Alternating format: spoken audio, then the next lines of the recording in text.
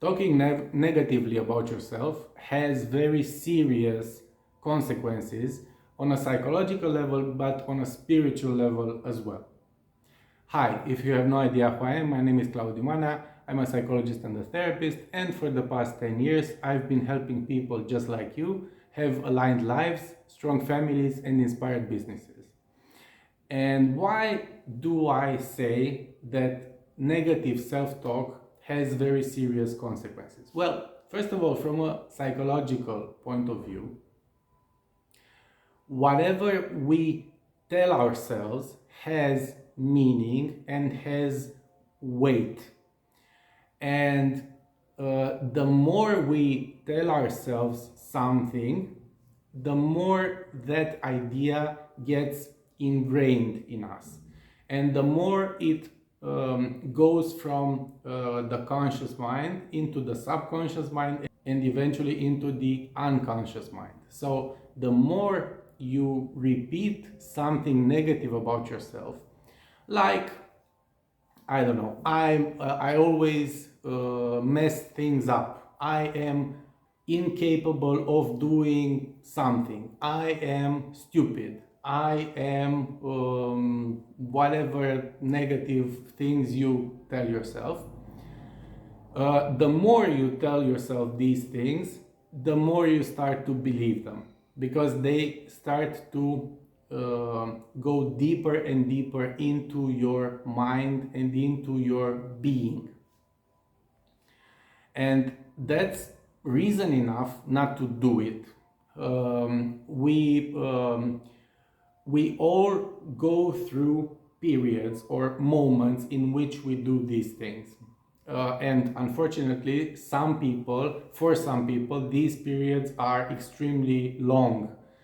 Some people go through years and years of talking negatively about themselves. However, all of us have at least moments in which we do these things. However, you need to be really careful, and you need to catch yourself doing it and just stop, because it isn't going to lead any place good. You might think that, oh, I'm just criticizing myself to improve, but there are a lot of ways in which you can improve aside from constantly criticizing yourself and constantly talking to yourself in a negative way.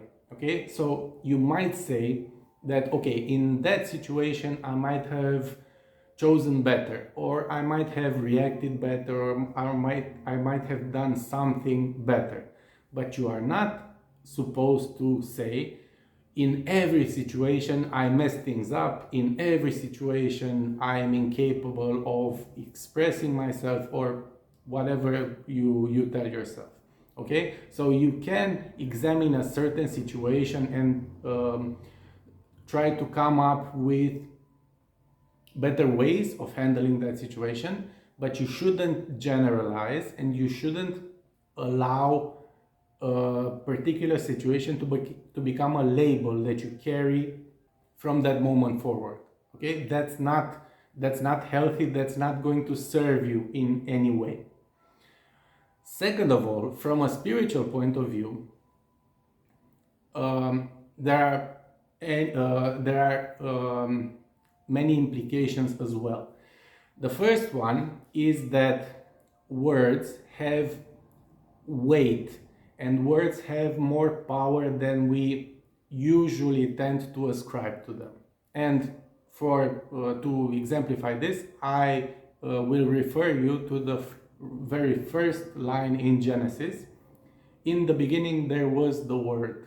Okay, so if the Word was in the beginning, it means that words have not just power, but they have the ability to create, because the Word was in the beginning, and then creation followed suit. So creation emanated from the Word. So by us speaking words, we too have the ability to create.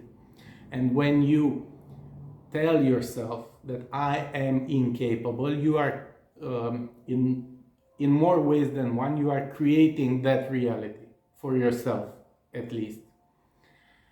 And second of all, aside from the power of words, which is really, really important to understand and to wrap your mind across, there's a much deeper reason why this habit of negative self-talk is spiritually dangerous. And it is that I am is one of the names of God. And may I refer you again to a passage from Exodus, the passage in which Moses encounters the burning bush. And after a brief exchange, he asks God that has taken the form of the burning bush, okay, I'm going to the Israelites, but who should I say sent me?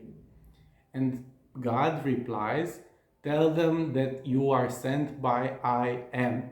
So I am is one of the names of God. And when you say I am incapable, not only are you talking negatively about yourself, not only are you creating that reality by speaking those words into existence, but you are also attaching a negative thing, a negative characteristic to the name of God.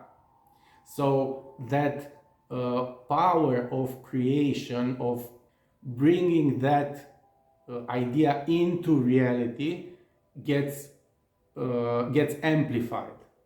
So that's another reason why you should refrain yourself as much as possible from saying I am followed by something negative. Now, like I said, this shouldn't mean that you get complacent, this shouldn't mean that you do not try to improve yourself in ways, but it does mean that you shouldn't ascribe a general characteristic to yourself that is negative. You can, like I said, examine particular situations or circumstances and see if you can come up with better ways of handling them. But they shouldn't lead you into proclaiming some sort of general characteristic about you that is negative, that's doing damage to you on a psychological and spiritual level, and it's not going to be useful to you in any way, shape, or form. And like I said, if you want to teach yourself how to do this, you can. You just need to be aware of the thoughts that you have and the things that you tell yourself, and catch yourself in the moment that you are talking negatively to yourself, and just stop doing that. Okay? You can rephrase, you can shift your attention. There are any number of ways in which you can change the response. But whatever path you choose, whatever solution you choose, it should not lead you into talking negatively about yourself, because like I said, it's extremely damaging on a whole number of levels and in a whole number of ways. So that's what I had for you today. If you've enjoyed it, please don't forget to hit subscribe and ring the notification bell so you get notified whenever I post something new. Whether you do that or not, thank you for taking the time to listen to this, making it up until the end, and I hope you have a great day moving forward. Bye.